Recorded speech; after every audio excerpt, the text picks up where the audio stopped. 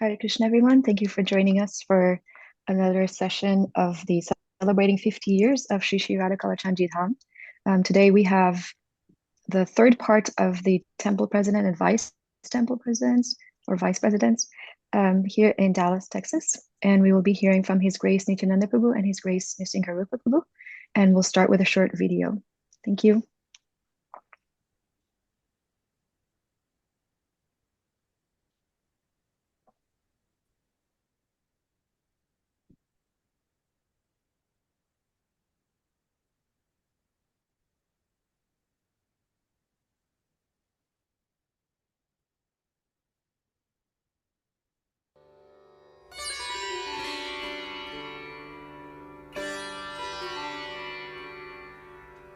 If all that you have is Krishna's money and you get cheated, then ultimately it's Krishna's being cheated.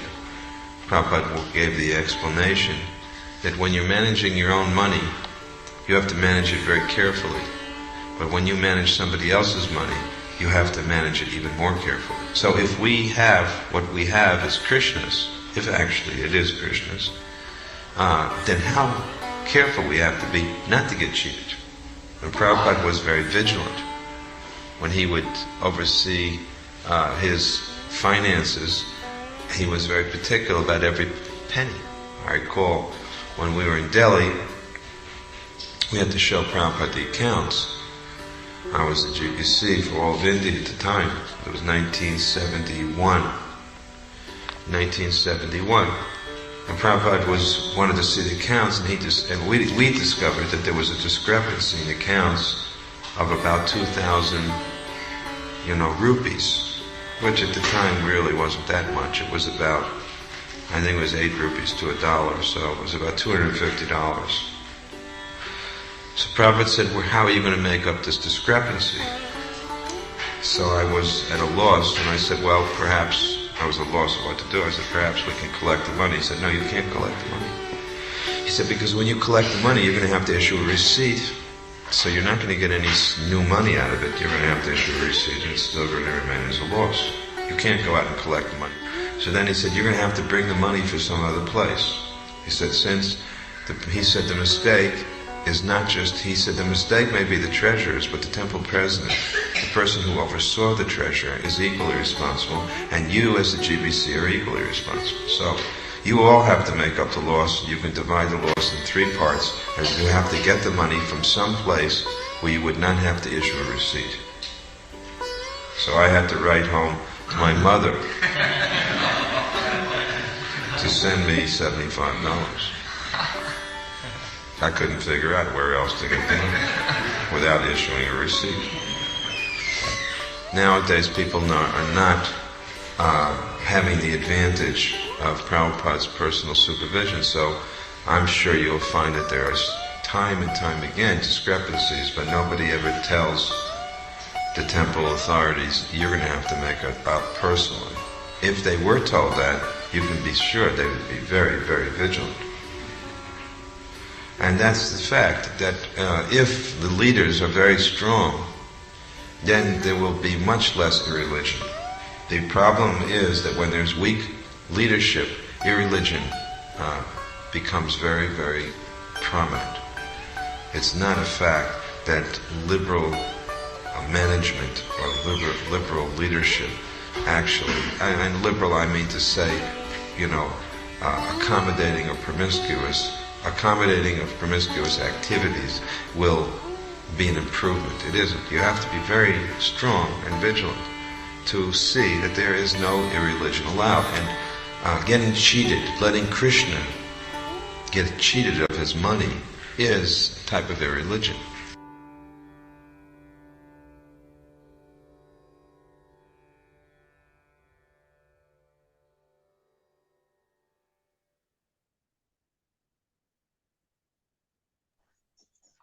All right, Hare Krishna. So thank you for those who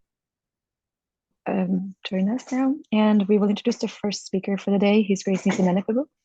His first real encounter with Hare Krishnas was through a lawsuit he filed against ISKCON in the Fiji Islands. He had recently, at that time, graduated as an attorney and financial accountant in 1976 at Auckland University, New Zealand, was running a number of business enterprises and serving as a leader on a number of civic and Republic of Fiji government institutions. During their legal proceedings, Tamal Krishna Goswami Maharaj, Srila Gurudev, had challenged him to engage in forced services. As a result, very soon it became clear to Nityananda Das that the Hare Krishna movement was an authentic religion. He was then initiated by Srila Gurudev at the Sri Krishna Kaliya temple and given leadership roles in preaching and administration. He was instructed to start and develop an integrated university and entrepreneurial educational resources and leadership initiative. He moved to Brisbane, Australia in 1989 and returned to Fiji in 1991. He was ordered by Srila Gurudev to move to Dallas, Texas in 1993 and again ordered to serve as temple president. After 24 years of that service and 5 years as the chair of the North American GBC Executive Committee, in both of which he amassed massively valuable learning and experience, he has now embarked on fulfilling Srila Gurudev's resourcement, educational, and leadership initiative instruction. For the past 48 years, he has continued to teach, train, and coach professionals, business owners, and other institutional leaders in leadership, life and entrepreneurial strategies. His better half, since his marriage to Manjuali Devi Dasi 45 years ago, serves as a leader in the Sri Radha Kalachandji's DD services department and does culinary services for the temple and Kalachandji Express at the University of Texas in Dallas. So we welcome His Grace Nityananda Prabhu, and please. Yeah, thank you so very much. Vanchakalpatrubhyascha kripasindhubhyeva patitanam pavanebhya vaishnavebhya namo namaha.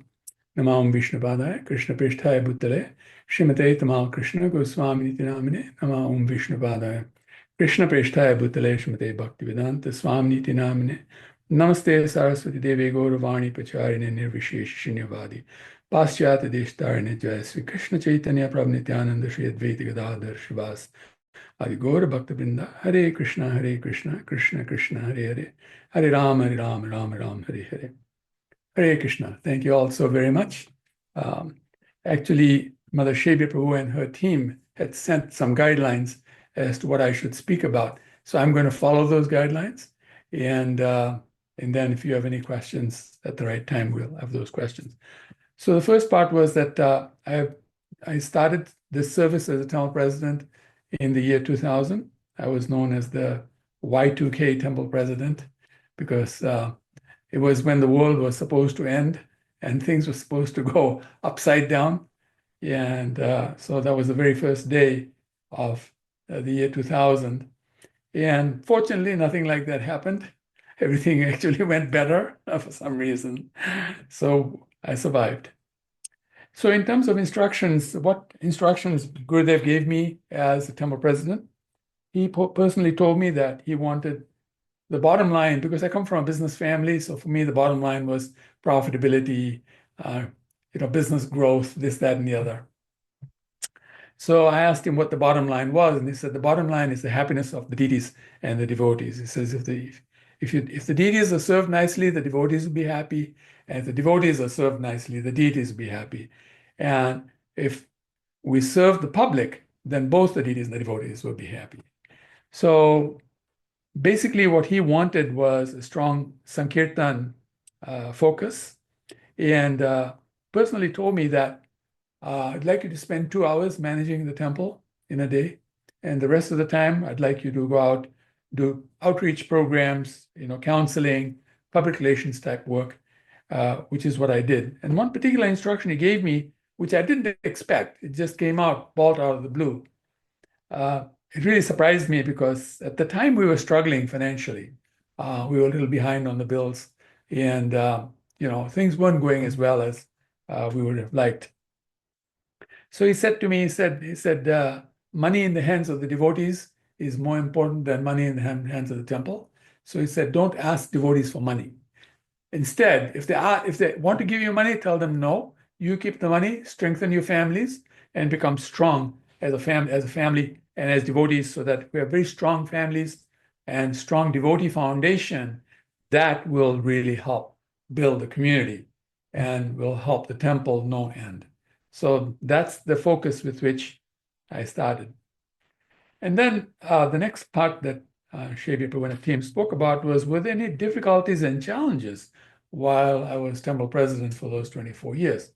And I do have to say, yes, we did have one quite a heavy challenge, and that was the lawsuit that we were hit with, which threatened to actually shut the temple down because the GBC had decided that we'll file bankruptcy as a way to pay off the lawsuit, to settle in the lawsuit.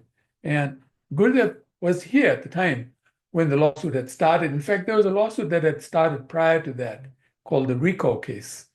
Fortunately, in 1999,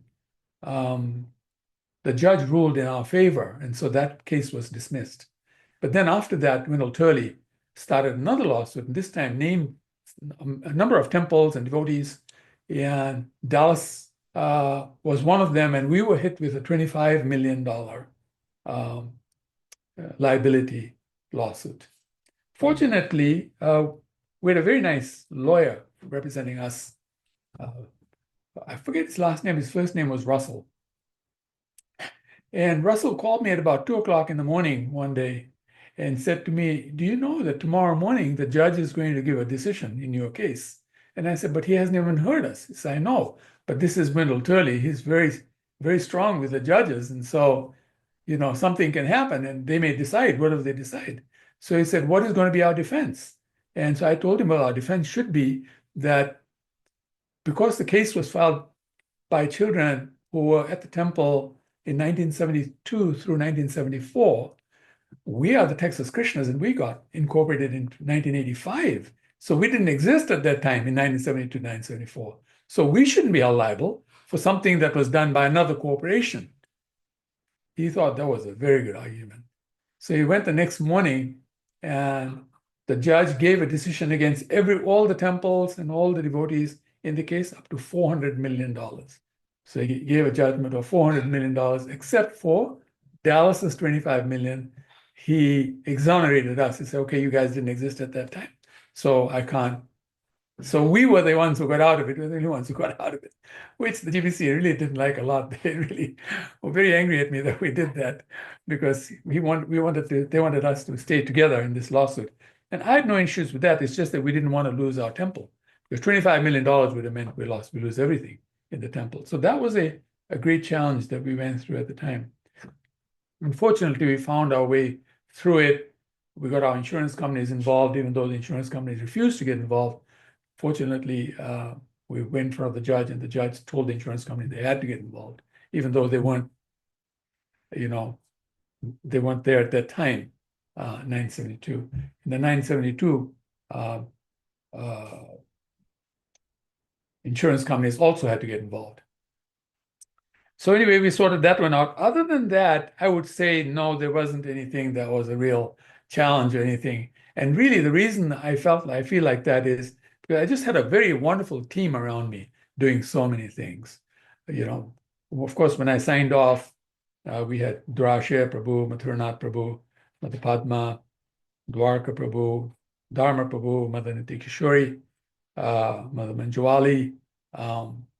They were there at that time, and for a while, at the very end, we also had Nrsimharupa Prabhu and Rasaraj Prabhu with us for a while. They had left for some reason. But then there were others before that also who were in the team. Radha Vinod Prabhu went out of town after a while. And Mother Lavanga, Mother Leela, Rupanuga Prabhu, Nartavananda Prabhu, Dhanakeli Prabhu was there for a while as well. Rasikendra Prabhu, who moved to Houston. So all these wonderful devotees, and of course others also. These were the people who were on the temple council. But then there were other devotees also who helped a lot, just amazing help.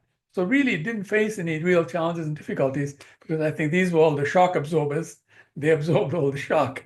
They took all the brunt of whatever was happening, but they were the frontliners pretty much, except for legal and public relations, which I was a frontliner for. Everything else, somebody else was the frontliner.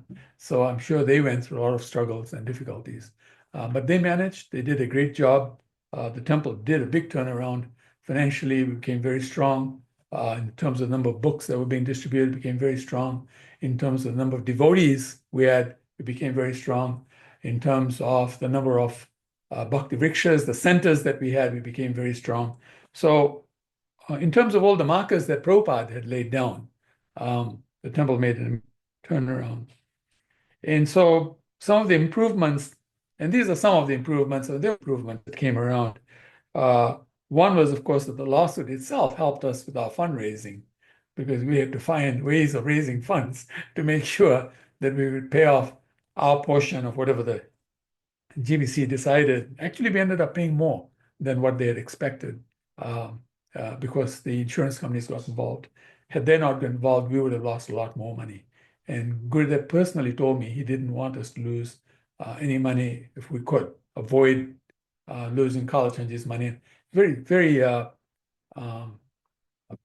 amazing that today we started with a short pitch from Srila Gurudev relating to money and managing the temple.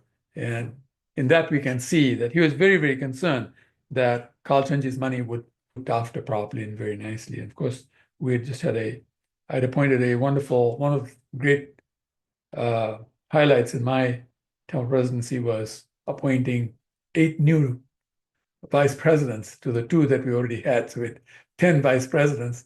I remember after I became temple president, Dharma Prabhu and I sat down one day in his house and we chatted out some of the things we should do. I'd been going around talking to all the devotees as to what we should do, what were some improvements we could make, what are the challenges they would like taken care of. And so Dharma Prabhu felt that we should appoint 15 vice presidents because there were 15 departments that we're looking after. And he said each of them should have a vice president. I thought it was a brilliant idea. So anyway, I didn't end up appointing 15 because I couldn't find 15 people. But I did find 8 very nice people. And I asked them to become vice presidents, and they very fortunately agreed to. And on the financial side, because Gurudev brought up the financial side, I had Mother Padma look after it, and we were very fortunate to have her as a treasurer, because she was very stingy with money. She's very happy to receive money, but very, very sad to pay it out. So that really turned our temple around in many ways also, because the same thing with the restaurant. But then there were other improvements. The temple itself, Pujari room was improved drastically, amazing improvement to the Pujari room as it is now. And then the altar itself, we made amazing improvements. The domes over the deities. We have the most beautiful domes, I think, anywhere in the world over the deities. I mean, everybody who comes to temple says that. These are just amazing domes. And those domes were made in a way that, structurally people wonder, how can that happen? How can they bend glass like that and this, that, and the other? It's just amazing. That dome is just something else. And of course, the restaurant itself, many improvements made in the restaurant in terms of just the aesthetics, etc. Great work was done. Rashtra Prabhu played a great role in the aesthetics at the temple. And then reorganizing the way we served out at the temple, the way people came in and left, setting up the hot and the cold bars properly, things like that. Just really, we did a great job. And then, of course, amongst other great highlights, we started Kirtan 50, which started because of the 50th anniversary celebration of ISKCON. We also, of course, started the F4J program, Festival of Joy program. Of course, Radha Kalachandji's installation and Radha Ashtami, the flower festival that we did was just amazing, that we started also at that time.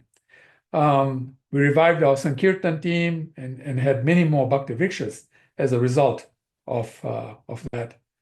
And then the temple live screening started. We also got that started, which is really very good. Today, so many people are able to see what's happening at the temple as a result. It wasn't there when I started as a temple president, but we brought that in as well. Of course, the parking lot has been a great help to the temple, amazing. And then, of course, we started Kalachandji's Garden with Shalgram Prabhu. Of course, Madhuri Kishori is here. We started TKG Academy with her, and separated that as an organization and had that as that is a independent organization. A very, very big highlight was Chota Radha Kalachandji coming back to Dallas. I mean, Gurudev had been trying, since Gurudev came, had been trying to get Chota Radha Kalachandji to come back to Dallas and doing this, that, and the other. And so when I became temple president, he asked me to ensure that the deities did come back. And so fortunately, we did a lot of temple presidents and GBC's meetings here in Dallas. The annual meetings and the conferences would happen in Dallas. And so the temple president of Gita Nagari would come, and so every time I'd make an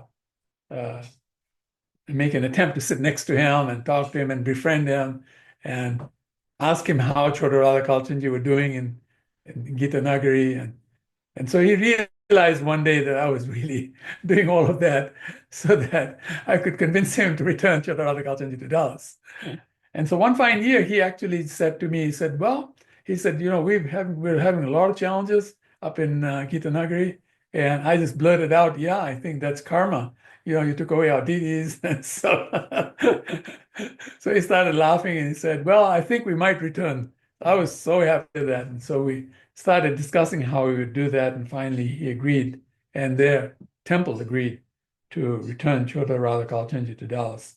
And I can say that after they came back, many amazing improvements happened at the temple, especially in terms of management. It always felt like they were very detail-oriented deities.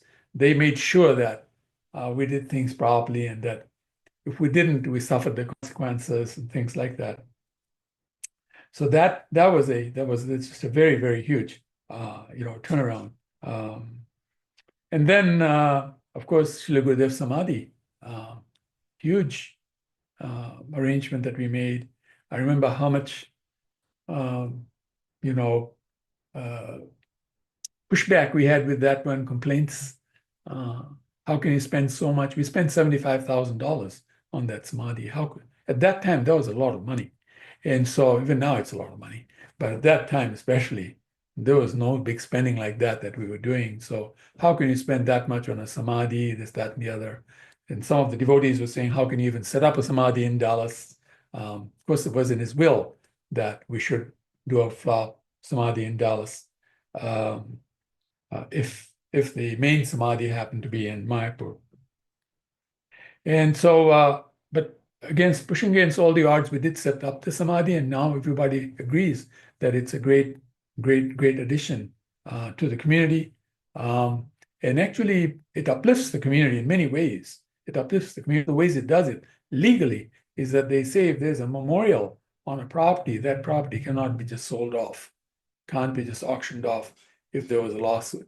It actually helps the temple that we have a Samadhi. And of course, as we all know, Gurudev did so much to build this community. So having that is very important. And I think for posterity as well, Gurudev will be remembered as a very key player, a very key influence in the development of this community. And he really wanted a very strong Grihastha community. So in terms of what he wanted, the Samadhi played a very, very important role in doing that. And of course, I'd be remiss in one of the biggest things that happened, me as being temple president here in Dallas, and that was the Singarupa coming in as the new temple president.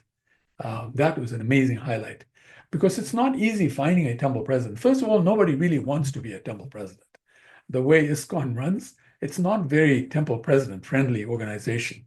It's an organization where everybody is going to speak their minds. And especially in Dallas, I think we got a lot of quote unquote loudmouths.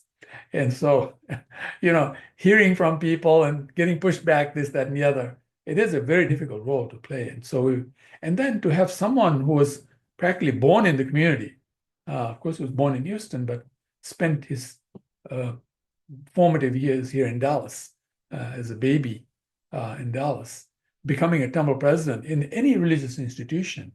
To have a person born in that institution become a leader of that institution, that says a lot about that institution.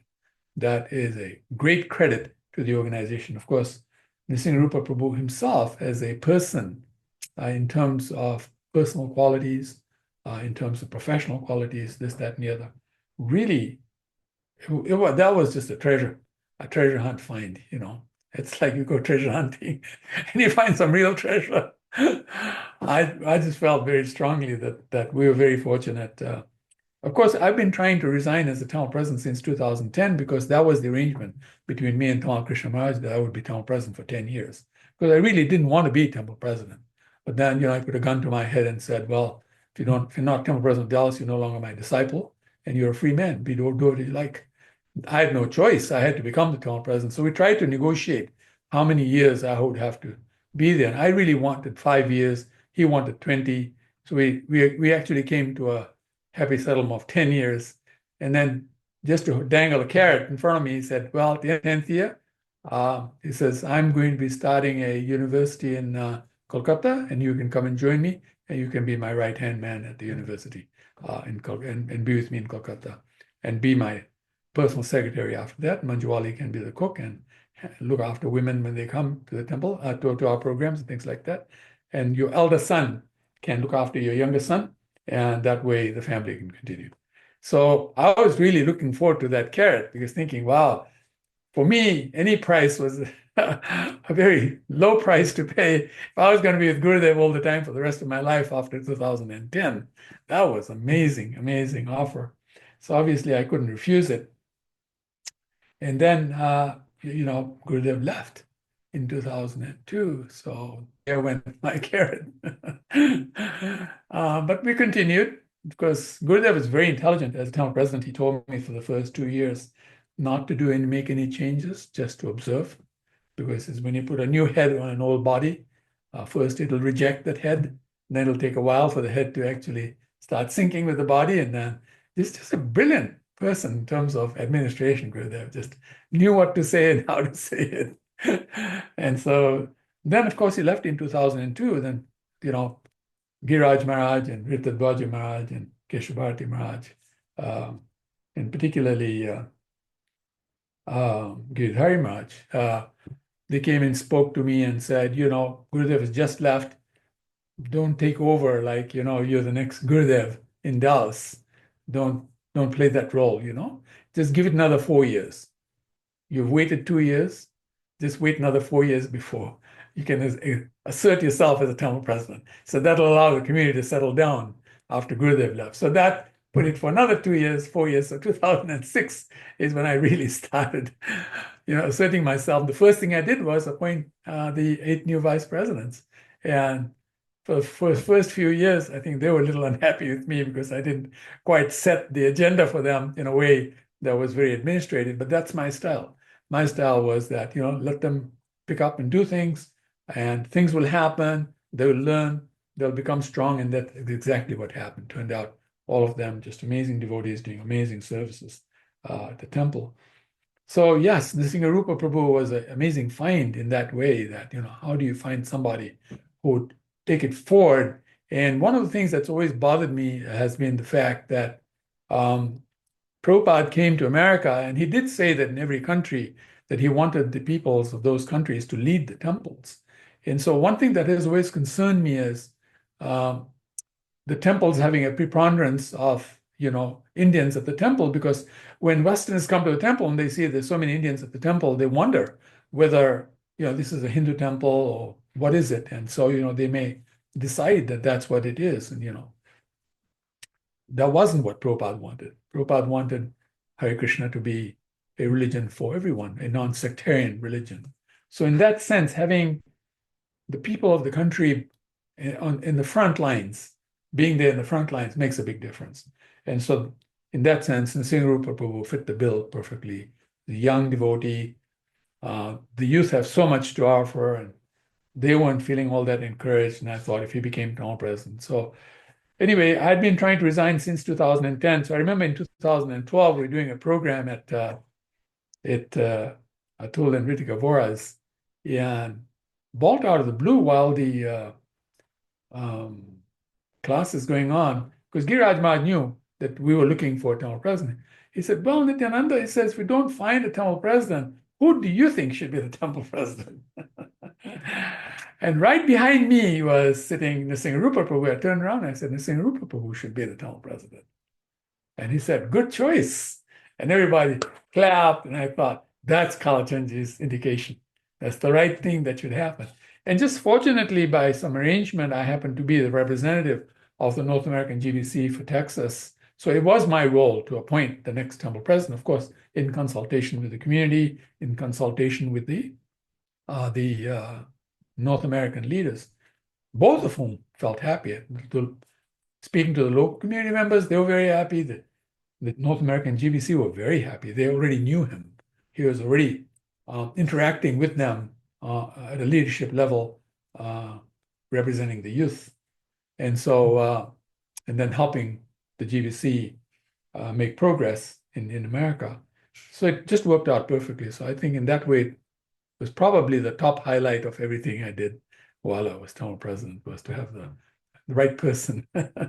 Otherwise, people would feel like, well, he just left because he wanted to do education and he left the temple in not a good state. But the temple was in a very good state, all the other leaders there anyway. So actually, the other part that I was asked to speak about was, did I ever consult Gurudev on any issues that came up at the temple? And I have to say that Gurudev would bring things up proactively. So it never came to a situation where I had to bring up something. He would bring it up before I brought it up. That's how in touch he was with everything that happened at the temple. Just really amazing in that sense. And then in terms of vision, what was the vision that Gurudev had for the temple?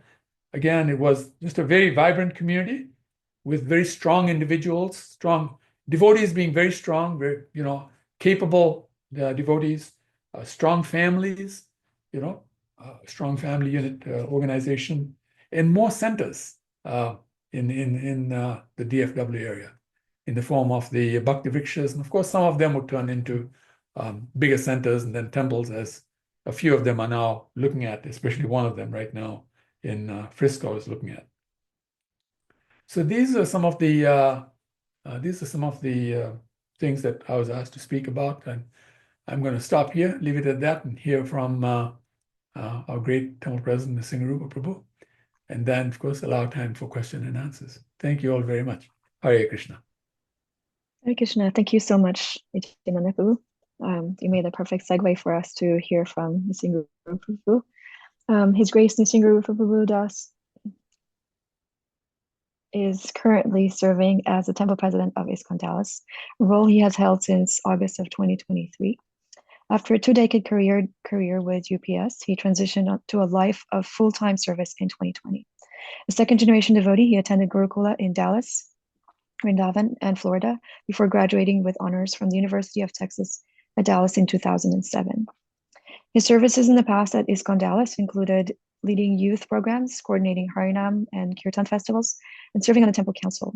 He also played a key role in volunteer coordination for the first Festival of Joy, or Rath Yatra, and contributed to the development of ISKCON 3.0 initiatives. Nrsimharupa Prabhu is a proud father and husband dedicated to both his family and his spiritual community. He's a disciple of His Holiness Ritadvaja Swami and was very profoundly impacted by His Holiness Tamakrishna Goswami growing up in the Houston and Dallas communities where he spent so much time. So please welcome Nrsimharupa Prabhu. Thank you very much for joining us today. Thank you so much for the kind introduction. And I quite genuinely and honestly feel very unqualified to speak amongst this group of devotees. I feel like a baby in a sense, just starting this service. And also, in terms of, association with Tamakrishna Maharaj, I wasn't fortunate to have his guidance directly, his presence personally, after taking up this service. So even more so, feel unqualified to speak in front of you all. And it really actually enjoyed so much hearing from the leaders that came before me and have brought the temple to where it is. So I want to start with just sincere gratitude to them and to all the devotees that have served to bring the temple to where it is now today. And I want to just check in. There's some noise in the room next to me. Can you hear me okay, or is it? Yes, we can hear you clearly. There's no problem. Okay, great. Just wanted to check in. Okay, perfect.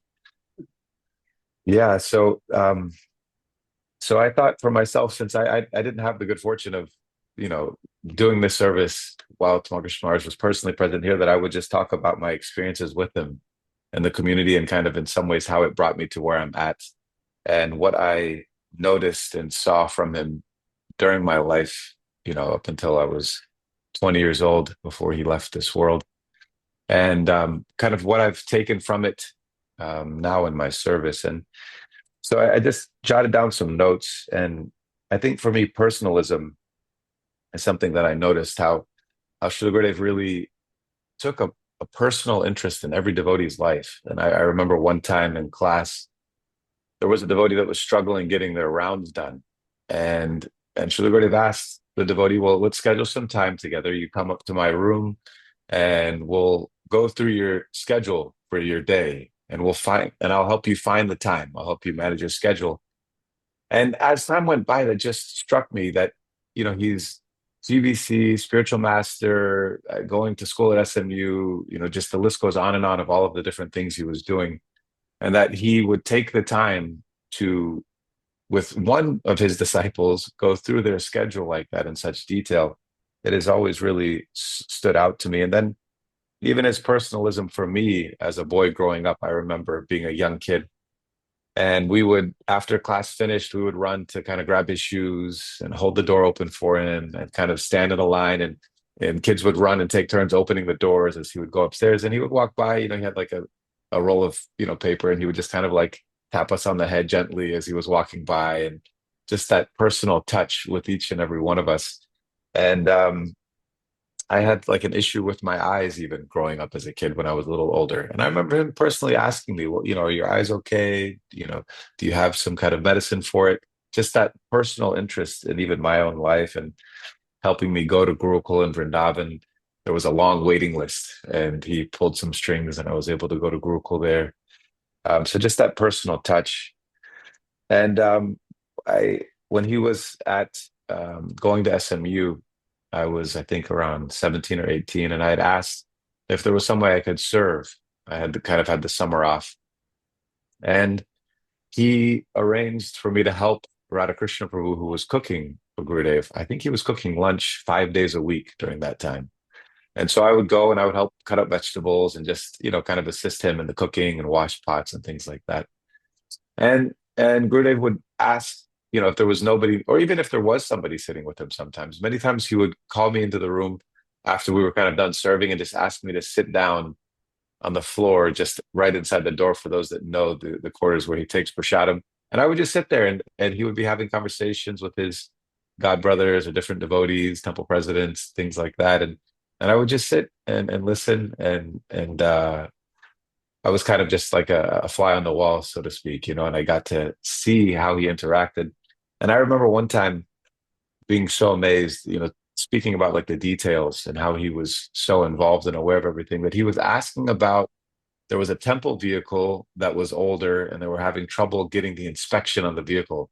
And he knew that the temple, that this vehicle was having trouble getting inspected. And so he was asking, how were you able to get the inspection on the vehicle? And even more so to this day, having so many temples that he was involved with and responsible and leading, that he was aware that there was one vehicle at one temple that didn't have the inspection, to be involved in that kind of detail.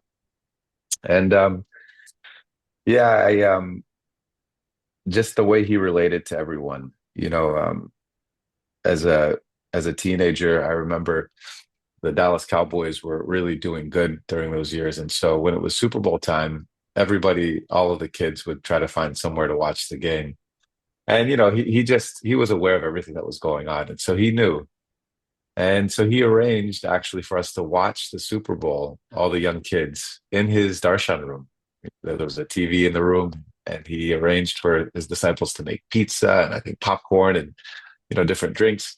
And he didn't actually, when I was remembering, thinking back, he didn't actually sit and watch the game very much with us. Like he would come in, kind of see what the score was, you know, talk to us for a little bit, sit down for a little while, and then he would leave the room. And then he would come back in.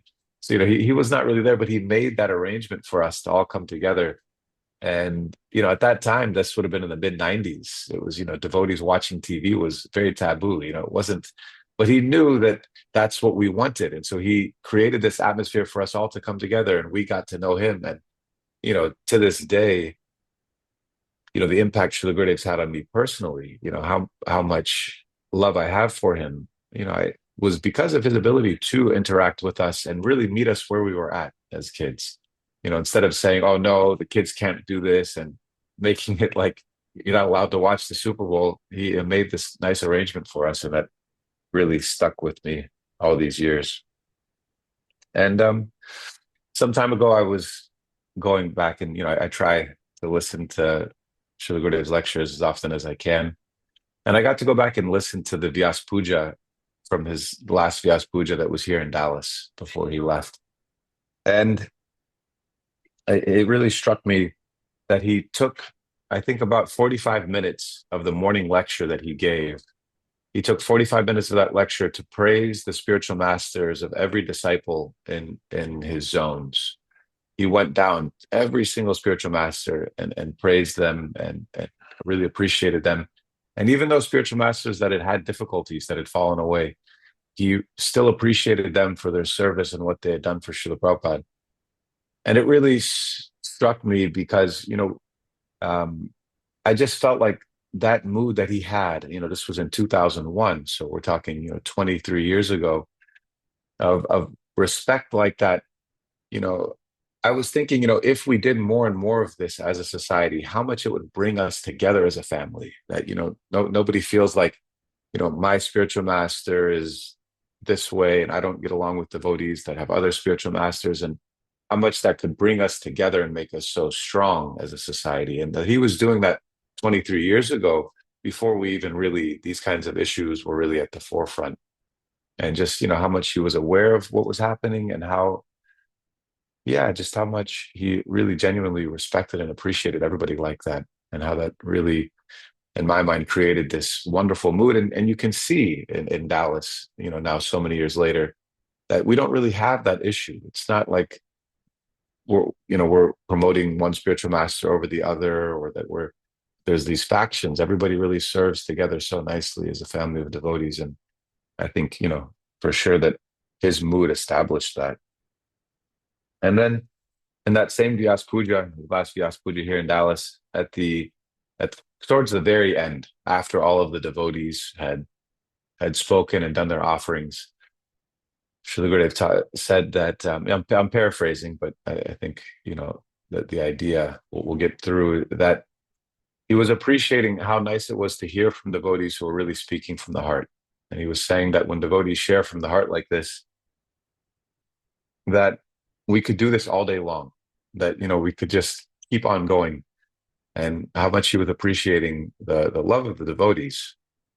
And then he also said in that same, towards the end of that same Vyas Puja, how nice, how wonderful it would be if every devotee had the same love for their spiritual master, for every other devotee as they have for the spiritual master. Actually, I believe he said for everyone. They had the same love for everyone that they have for the spiritual master. How wonderful it would be. And he went one step further to say, if they had that same love for every living entity as they have for the spiritual master.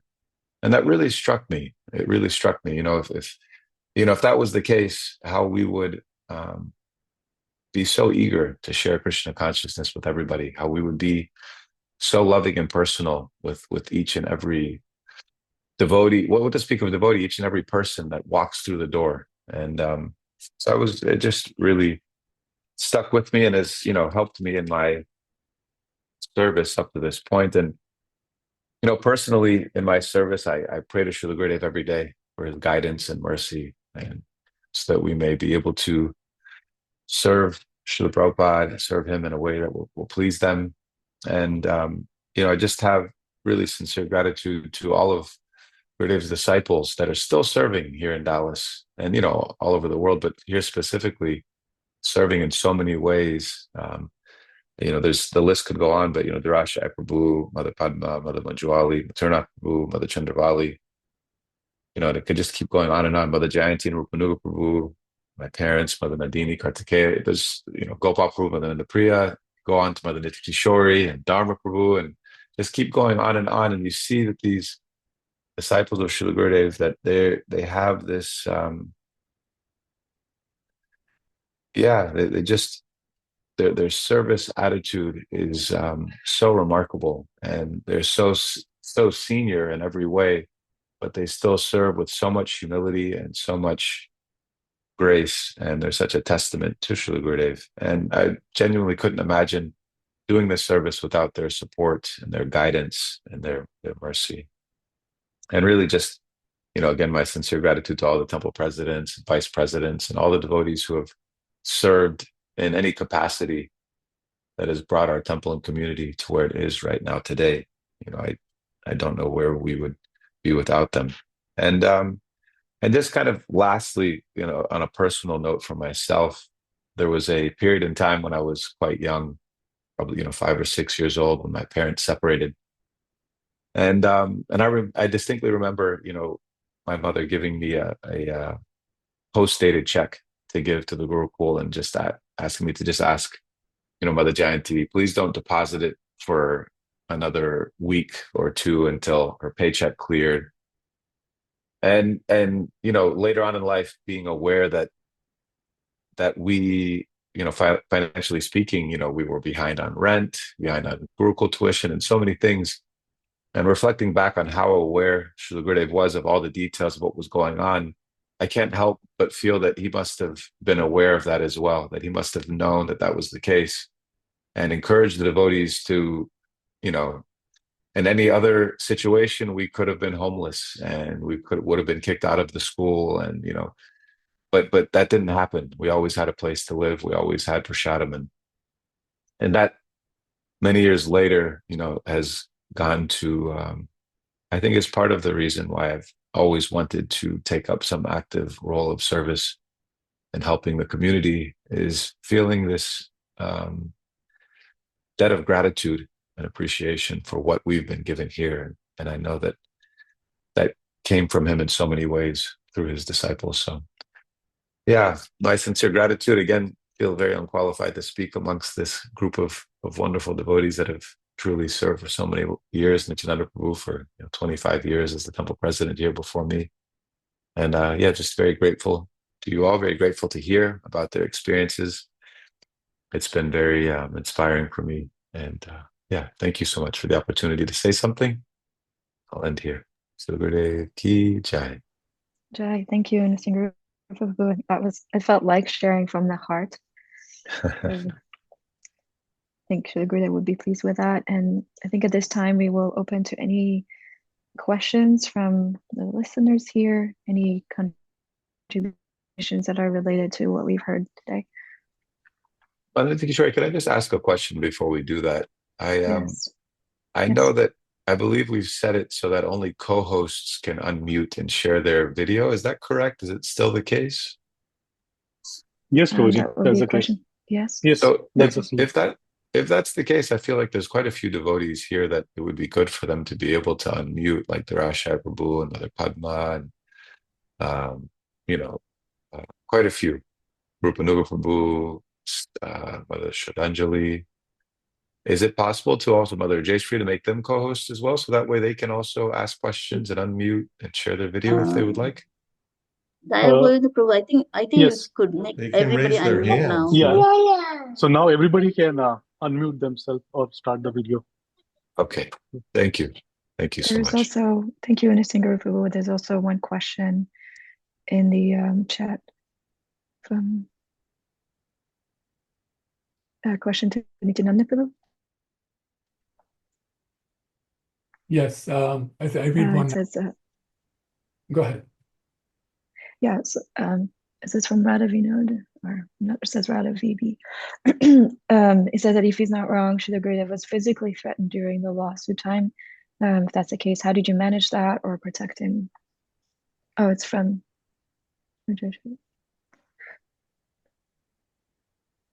Radha Vinod Prabhu. Did you want to respond to that? I think Radhe VB is Radhe Vrindavaneshwari maybe, but it seems like it's her Mother Jayashree asking the question. Yes, yeah, Radha Vrindavaneshwari Bearden. Yeah, it's Radha Bearden. So would you like to address that? Yeah, I mean, we were very troubled by that situation. And we tried to make sure that Gurudev was always in his quarters, didn't come out too much, or his quarters to move around too much, because it was a concern to me that should something be really terrible.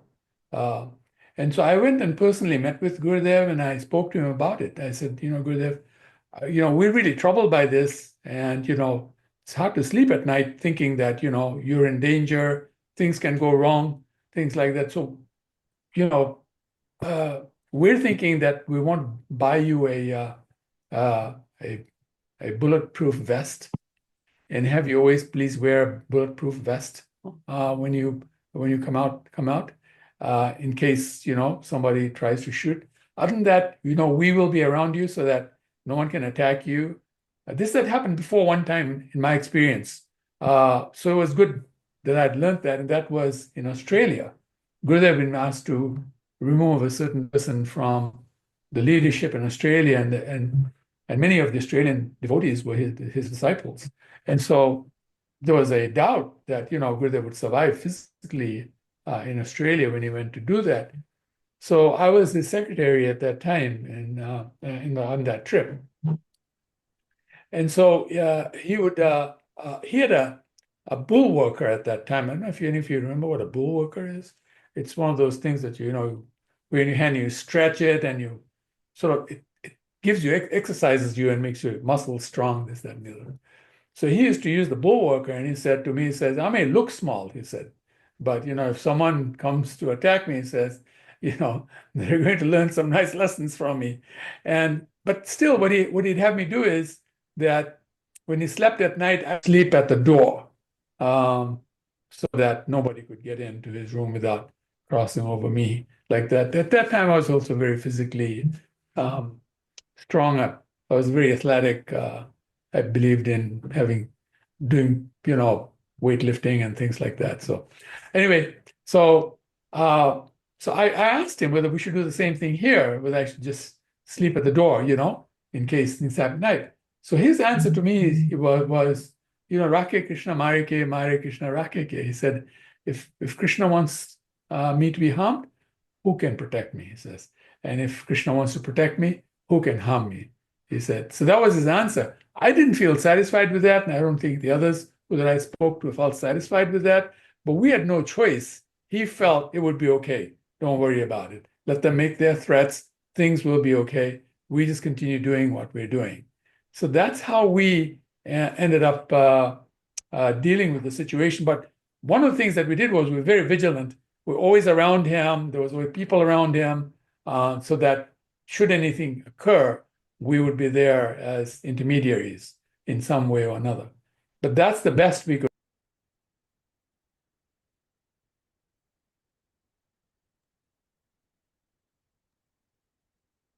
Okay, can you hear me? We can now. It just okay, it was muted momentarily. Yes. Yeah. Okay. So yeah, hopefully that answers the question. But if anybody else would like to chime in, please. Recording in progress. That's perfection. That's okay. So now you got your little sneak preview, okay? Into you just approve. There's some background noise coming from your side.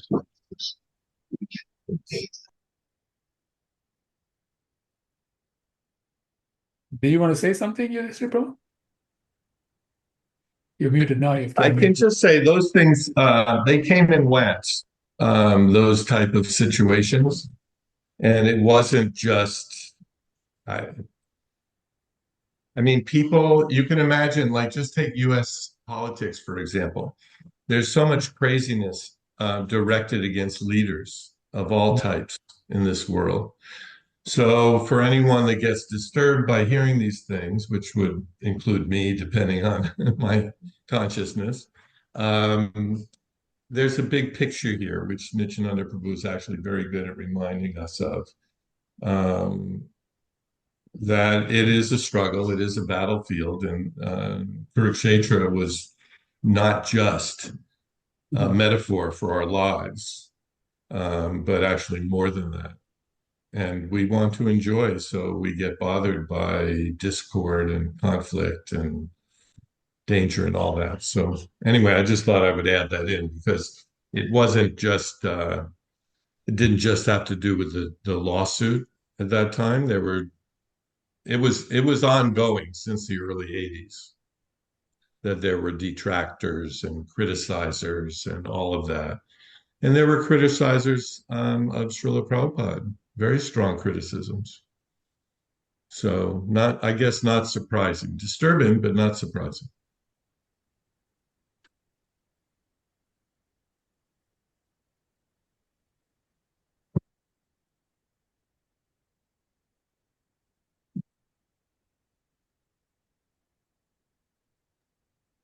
Thank you for sharing. Any other questions or anything anyone wanted to add? Another question from Rajesh with Kitananapu. Since you were the temple president during the time of Srila Gurudev left this material world, what difference do you feel, see, or experience about managing the temple in Dallas before Srila Gurudev and after his departure? Yeah, I mean, there's a world of difference. I remember when Gurudev was here, we'd have at least 3 calls a week to talk about things that were happening. And he was very, very particular about every devotee. He would ask about this devotee, that devotee, what's happening, how they're doing. Probably he got letters from some of them and he wanted to talk about it. I just got the feeling that he was very, very, even to the extent of micromanagingly interested in each devotee's progress. And then, of course, how the temple was doing. And then, of course, he had such strong voice. If he said that something had to happen, everybody would just fall in line. There wasn't any question of a discussion about it. Or if there was, it was just a muted discussion. It wasn't anything substantial. There was no way you could really disagree with Gurudev. He did entertain any disagreements. He had no issues with that. And we would talk to him about what we disagreed with in terms of how he wanted it and how we wanted to do things. But that was a huge cover. When he was there, it was a huge cover. So it had its advantages, but the disadvantage in some ways was that the other devotees who wanted to say something sometimes felt a little muted. They felt like, their voice wasn't being heard as much. So after he left, of course, we had Giraj Maharaj, Ritadwaja Maharaj, Keshavbhati Maharaj, and Giridhari Maharaj as our advisors. They were the spiritual advisory team that advised us. And a lot more came out from our devotees here in Dallas who wanted to do things in little different ways and things like that. So I feel like after he left, I had less cover in the sense how we could do things. Things moved along a little more slowly because we had to talk about things, discuss things, agree on things, and then do things, which all that process was shortcut with Gurudev. It was like a 5-minute discussion, and here you go. We're ready to move, with Gurudev. So in terms of managing, I think personally, I would have preferred that he was on the planet while I was temple president. I think it would have made my life a lot easier in some ways. I think all the loss of hair on my head and all the gray hair on my head would probably be a lot less. If you see me on the day I became temple president, there's a photograph of me the day I became temple president. And people mistake it for my son. They think that's Chaitya Guru. That's not me. Jet black hair, It's like today how you see Nrsimha Rupa Prabhu, right? It's like full head of hair, looks like a young person. And today I look like a person who's gone beyond 100 years of age. It's like the things that you have to worry about. But I think as Yudhishthira Prabhu might chime in and help us with also is with Gurudev around, there was a lot more stress in being a temple president because everything had to move and had to happen. And there was no time. It had to be done right now. And, devotees don't always agree with that, right? I remember one time he asked me, He said, why is Radha Kalachandji being dressed the way he is right now? We have a standard in Dallas. Why are you allowing? There was a devotee here in Dallas who used to, who did the dressing. Some of you know him, a short Indian devotee. I'm not going to name him. He refused to do it the way Gurudev wanted to do it. And so at the time, Narayanananda Prabhu was the chief pujari. So he said, you tell Narayanananda to actually make sure that he does it. And I said, Gurudev, I don't know if the other devotee is going to listen, but I will try. So I spoke to Narayanananda Prabhu, and Narayanananda Prabhu tried, and it didn't happen. Nothing happened. And, things didn't change. He just kept dressing the way he was dressing. That really irked Gurudev no end. And he'd be on my case like every day about it. And, it was not easy living a life with that type of, breathing down your neck situation happening, right? But at the same time, things moved along a lot faster and amazing things happened. So there was a huge difference between him being there and not there. And there were, in some ways, things worked out a lot better when he was there, which I would have preferred personally. And in some ways, the temple has had more leaders now in the program. A lot more people now in the temple have say in what's happening at this temple. And I think it has created a situation where this temple can move forward to another level because of that. And so in that sense, that's a good part. But, having Gurudev around is always amazing because he had answers, very sincere, really knew what to do, really knew what Prabhupada wanted. And so it just makes it easy, right? When you're following somebody and you've got your marching orders and you just have to march down the street road. At the same time, it's also very highly stressful, very highly stressful. I used to tell him about that because he had to face that for all of his temple presidency. That was very well said, Nityananda. Thank you. Yeah, the last 10 years in the 90s when Gurudev was present, I can only add that exactly what you said. It was, in one sense, easier, and in one sense, a lot harder. But I think your transition comments about spreading out leadership and people getting inspired, because it took obviously a lot more people, because he was such a strong central figure. So I think those comments you made were very, very astute, very good. Yeah. He personally asked me, I went to him one time and I said, how should we do this? Because I could see that others wanted a voice as well. He said, farm it out. Those were his exact words, farm it out, which means delegate it and don't get too involved with, controlling people after you've delegated it. Let them make mistakes, let them do the right things. And we see that now. We have some amazing leaders at our temple who are doing things, who can really get things done at a higher level. Yeah. Thank you. But you were a great example, Mr. Prabhu, to me, because, when you were temple president, you were such a strong, you had such strong capabilities in managing that, I didn't have those. I'm really not a manager. Really. I'm just a people person, a people pleaser, and just what Gurudev said you shouldn't be when you're a leader, a liberal person and that type of stuff. So that was me. And he is thrusting me into the position of being temple president. And I'm saying, no, I don't want to be temple president. And then he's saying, well, you have no choice. And so it happened. Anyway, it worked out very well because there's a huge team around me that really did a lot of things. So I got away with it. Thank you. There's one more question, but before you go to that, Mother Kishore, I just wanted to mention that everybody now has the ability to turn their camera on. I just want to encourage everybody, even though we're in different locations, the more of us that are on camera, the more it makes it feel like we're all together. So if you have the ability to turn your camera on, please do so we can see all of your wonderful faces. Thank you, Radha Vinod Guru. Haribol, Lakshmi Priya. Thank you. Thank you. And yes, there's one more comment came in from Kunti Prabhu. Just before that, it says, what if we had a service or test to examine individual devotees' aptitudes to determine what service they would be nicely situated with? Feeling Gurudev had this in mind always. Any thoughts on that? From my side, I would agree with that. I think that is a way to do things. It's just transitioning from the older way we started with when, Gurudev's God brothers and God sisters ran everything in this world. How things were done at that time to this way of doing things is a transition. And I think that transition is happening.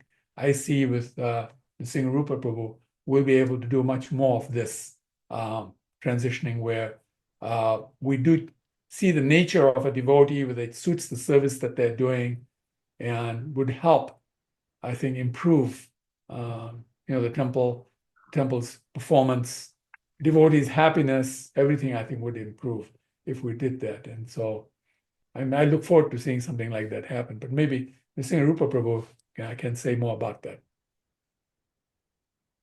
He's very qualified. He's studied organizational studies and everything, so it's really good. The Singh Rupa Prabhu? I think it's a very personal thing if you have a relationship with somebody and you can know them well enough to do that. I think it's wonderful. The more that we can engage devotees and according to their propensities and according to ways they feel inspired, I think it's so important. When we're doing something that we feel inspired and very connected with, nobody has to chase us. Nobody has to follow up and did you get it done? That sort of thing. So I think I firmly believe the more that we can do this, connect devotees with services they're inspired to do, the more the temple will grow, the happier devotees will be. Yeah, there's endless service we can do for Krishna. Every yukta vairagya, right? Everything can be utilized in the service of the Lord. So the possibilities, who would have believed the temple would be where it is now, if you looked back 50 years ago, right? And so, if we look 50 years into the future, there's so many things that we can't imagine that are possible where it can go. So I think it's a wonderful thought.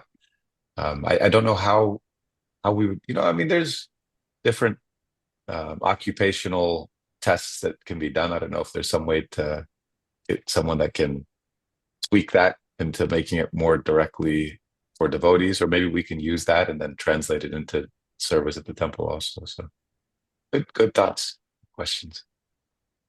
Actually, I have two more things I wanted to say about that. One was, at one time, we didn't have so many devotees as we have today. I mean, we have such a large number of devotees today. I think if we started something like this, it might start working. But at the same time, if it discourages anybody, the good thing now is that everybody can go out and start their own bhakti vriksha or this, that, and the other. There's so many things that can be done now. The movement has become much more widespread now. It's not just temple-centered as much now. Now as much as it was in the past. So I see that there are lots of opportunities for devotees to go out and preach and do things based on their own initiatives and their own talents and qualifications. So in that sense, nobody's being restricted now as much. We can move out that way. So the temple can become a little more organized also as a result, because Prabhupada did say organization, that, there should be organization, right? So in that sense, I think it's a good idea, person. It's a good idea. Thank you. There's one more. You asked that question. Did you have something on your mind? You're muted right now.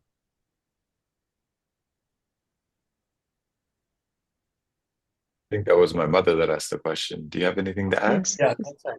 All Yeah, right. she's not. No, the only thing I would add is that not everybody has that initiative. And sometimes we actually need that guidance. And it's good to, because some people are afraid to speak up if they need that guidance. Well, what if I get rejected and they don't want to help me, or, but not everybody has that initiative. So it's really nice if there is that kind of guidance. Thank you. Option. Yeah. Thank you. Thank you. Thank you. Thank you very much. Thank you, Kunti Devi Dasi. And one more comment / question from Arjeshwari. It says, Nishingru Bupabu, would you say Srila Gurudev is still helping us? If so, how do you feel Srila Gurudev is still helping our temple? Yeah, I mean, I think I feel his presence very strongly, and when things are difficult at times, I pray to him more, and I definitely feel his support and presence that way. And I think every important decision that we've made since I've taken up this service has been made in the darshan room upstairs, and so very much feel his presence in that sense. And yeah, it's you know, the song we sing, Jaya Nilo Premadana. You know, we know the Vaishnavas.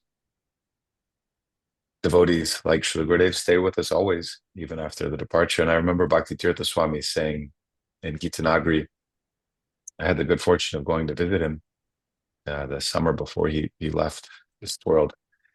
And he said that many of you, he was speaking to probably, I don't know, 200 or so devotees that were there visiting Gitanagri. And he said that, you know, some of you may be thinking that I'm going to pass away and that you're going to kind of, you know, it'll be a relief. I won't be able to kind of get on your case and make sure you're doing the right thing. And he said, actually, it's the other way around, that when I pass away, I'll have even more capacity to be involved and present in each and every one of your lives, because I won't be constrained by this material body.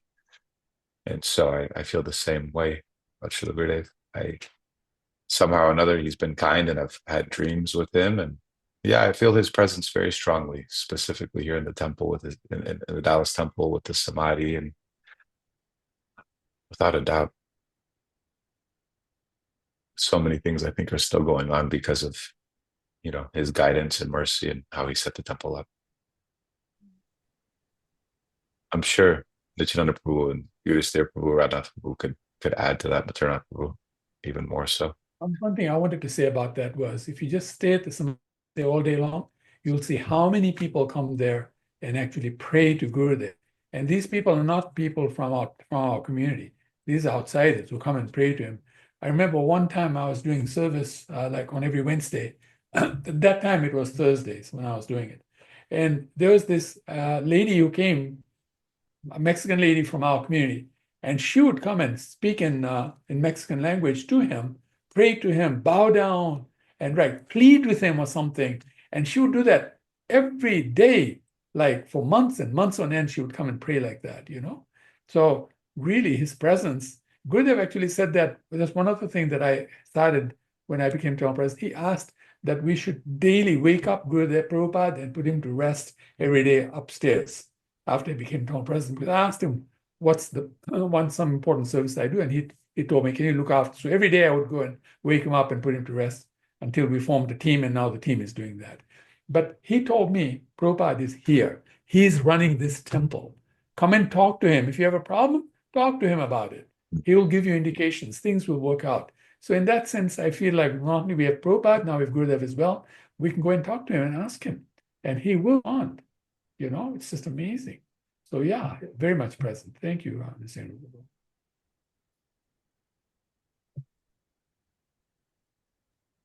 Thank you. Anyone wanted to add anything to this or anything that we discussed today?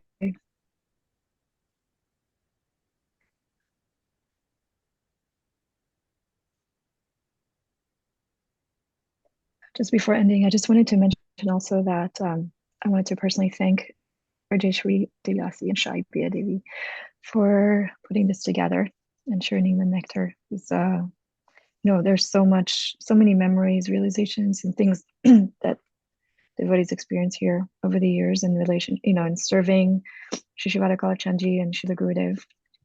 And we wouldn't have heard of any of that if it wasn't for them being so, you know, persistent and determined to bring us together to here. So just wanted to thank. They're always in the background and never like to receive any acknowledgement or recognition, but I know how much they follow up on people and call up and try to bring people here so we can hear. So thank you for that, and thank you for the Al-Govinda Prabhu for all of the technical support, because I know that that's not their strong side. So if it wasn't for you, we also couldn't put these programs together. If there, yeah, any other final comments or questions from anyone? if there are no other questions or comments, I would just encourage everyone to come off mute and just, I agree. I want to echo Vanadit Kishore, sincere gratitude to Shaibra Prabhu and Rajeshri Prabhu and Tal Govinda Prabhus for facilitating this. We can all just go off mute and thank them and say Haribol to each other. Haribol. Haribol. Haribol. Hare Thank you Krishna. so much. Hare Thank Krishna. you, everyone. Haribol. Haribol. All Hare glories to Krishna. Guru Dev. All All glories glories to to the Vaishnava. All Srila glories. Prabhupada. Hare Krishna. Vanchakalpa, Tarubhyascha, Namaste Kripa Sindhubhya, Patitanam Pavanebhyo Vaishnavebhyo Namo Namo. Thank you, and wishing everybody a wonderful end of 2024 and have a wonderful new year coming up. Nice to see you all. Hare Krishna. Hare Haribol. Krishna. Hare Hare Krishna. Krishna, everyone. Love you all. Love you. Love you too. Hare Haribol. Krishna. All glories to all the Vaishnavas. Jai, jai.